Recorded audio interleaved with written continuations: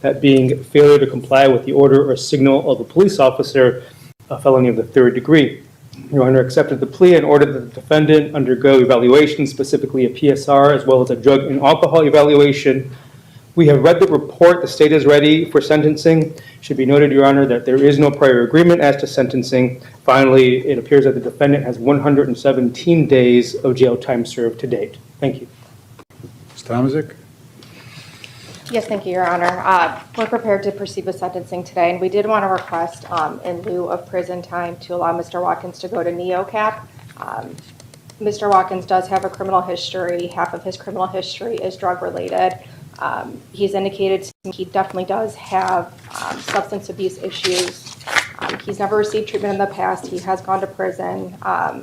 He still was continuing to use drugs, so I do think treatment would be greatly beneficial to him. I do think Mr. Watkins indicated to me he does have a daughter. She's going to be 2. He has missed, the past 4 months of milestones of her life. He wants to be there for her. He wants to be sober for her, and he wants to get that help that he needs.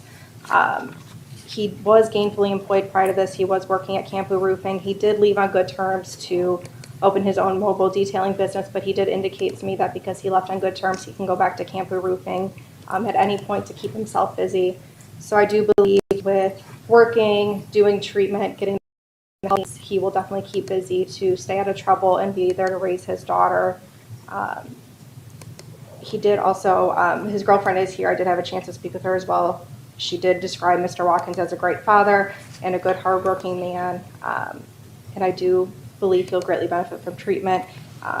It does look like he does have some trauma from being shot times back in 2011. So Mr. Watkins does believe that could be an underlying issue that he does need to get resolved. He's never actively gone for mental health treatment before, but he's willing to do that to help with the underlying issues of possible drug use. Thank you. Thank you. Mr. Watkins, what do you want to tell me before I impose my sentence? Yes, good afternoon, Your Honor. I would like the court to know that I am sorry for my actions. And I'm also thankful that I didn't hurt anybody during the course of my actions. And I do understand that there is no excuse whatsoever for my actions. But I also believe, like, everything happens for a reason. I believe my reason is, like, this is, like, a rude awakening for me because it could have been way worse. Like, this is pretty bad, but can also be way worse. I could be looking at a lot more time. I could also not be here. I could really hurt somebody. So for that, I am thankful and grateful. And that's pretty much it, Your Honor. Mr. Tavanchi. Yes, Your Honor. It's the state's position that probation would not be appropriate in this matter. The defendant does have an extensive criminal history dating back to his juvenile days. In addition to the serious offenses while a juvenile, he has 6 felonies as an adult, several of them severe. One of them, in fact, being prior failure to comply, which is, of course, what he's being charged or being sentenced for today.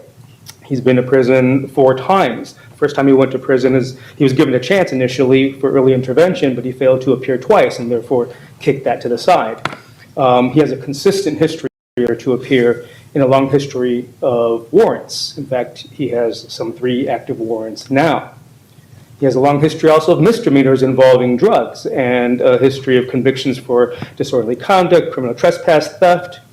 All of this shows that the defendant is either incapable of or unwilling to conform his conduct to what the law requires. I have actually described the egregious nature of the defendant's actions in this case.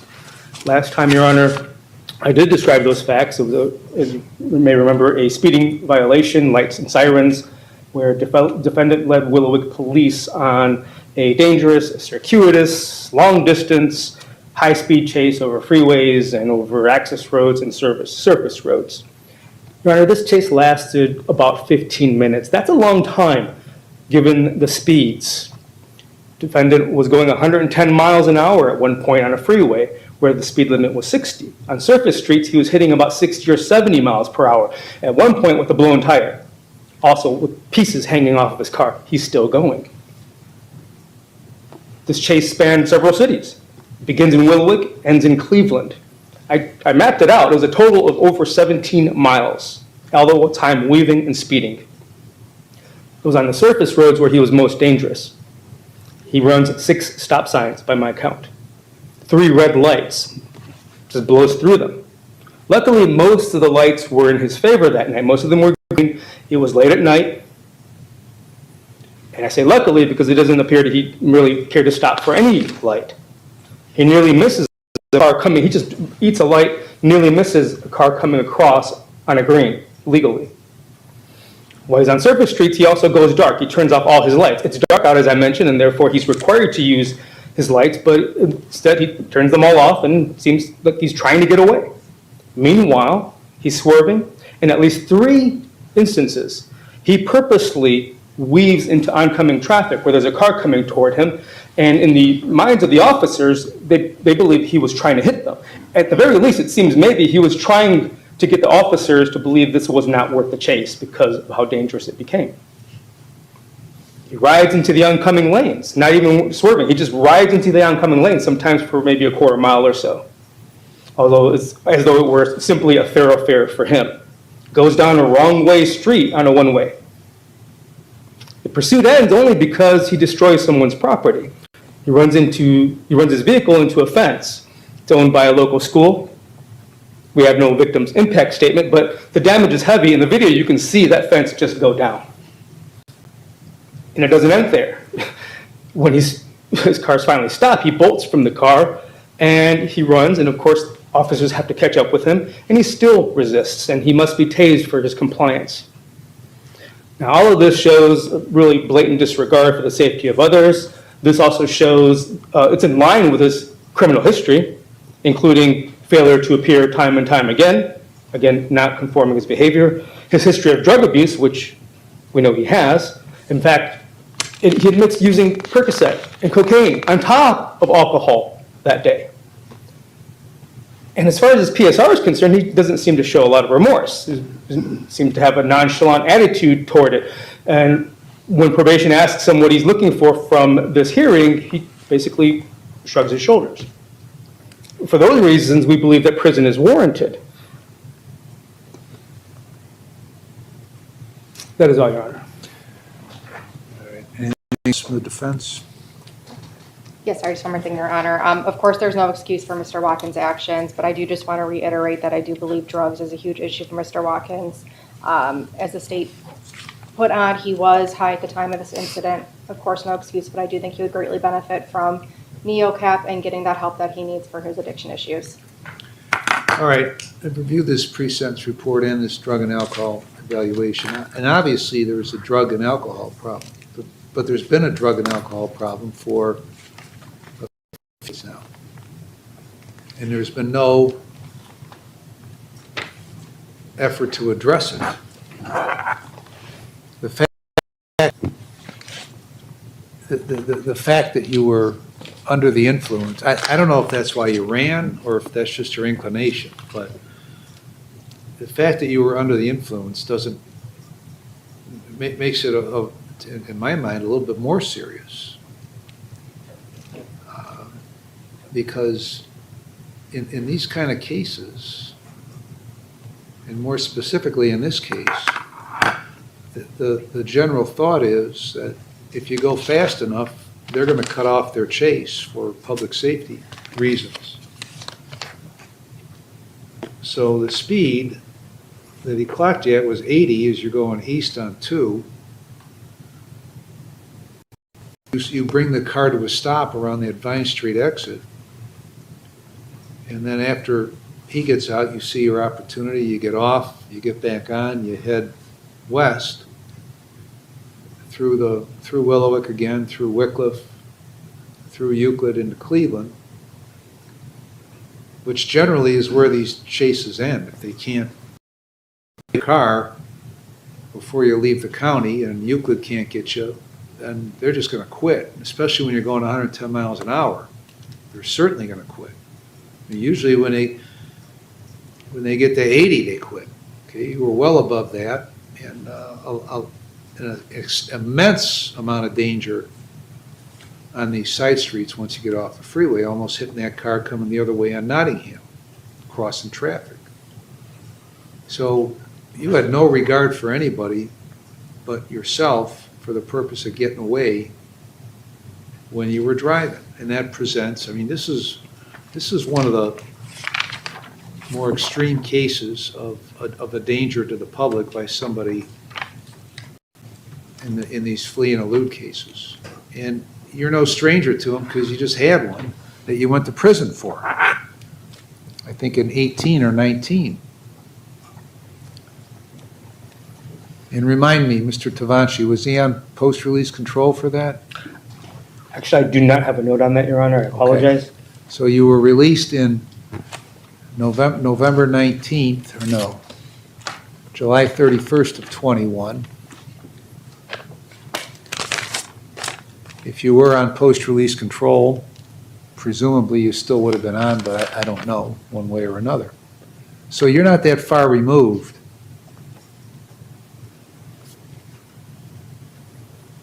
from when you committed this offense in June of 24.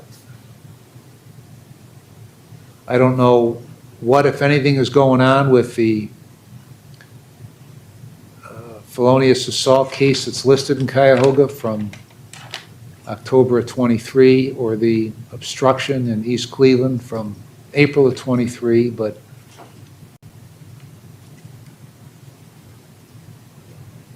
things just don't seem to change, even when you get the severe penalty of going to prison. So as I said, this is one of the more extreme cases of the failure to comply that's come across at least my desk in my time here. In addition to that, last time you were to prison, you were there in 16 and 17, 10 and 11. So you haven't curtailed your behavior whatsoever. And the fact that you have a drug problem is not an excuse. It's not a free pass to commit crimes and then blame your drug addiction. You have the ability to do something about it, and you didn't address it. So I'm going to, in consideration of these reports, in consideration of your statement, counsel's statement, and considering all the factors in 29, 29, 11, the purposes in 29, 29, 11, the factors in 12 and 13, I'm going to find you're not amenable to community control. And on this offense, I'm going to sentence you to 24 months in prison with credit for 117 days, and the costs are assessed. When you get out, you will be on post-release control for at least 1 year up to 3 years under the parole authority. They will place conditions on you. If you violate the conditions, they could return you to prison for up to 9 months for each violation, up to 1/2 of my sentence. If your violation is a new felony, you could get an additional consecutive prison sentence for the violation, the maximum of which would be the greater of 12 months or the time you have left under post-release control. There is a mandatory lifetime operator's license suspension.